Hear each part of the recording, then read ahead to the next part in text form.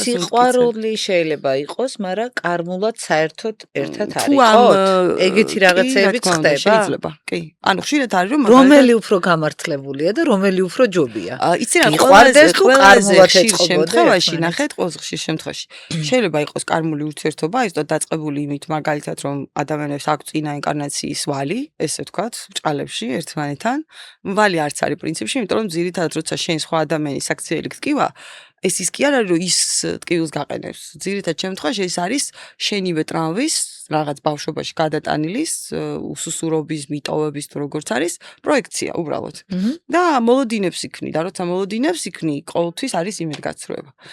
აქედან გამომდინარე, ნებისმიერი შენი კარმული პარტნიორი ზუსტად იმას გასწავლის, რომ არავინ არავის წინაშე ვალდებული, ესე პირდაპირ გაგებით არ არის და შესაბამისად ნებისმიერ ადამიანს მოეთხოვება წყვილშიც კი საკუთარ ორ ფეხზე იდგეს და თავის ემოციურ ხერხემალს დაეყნოს.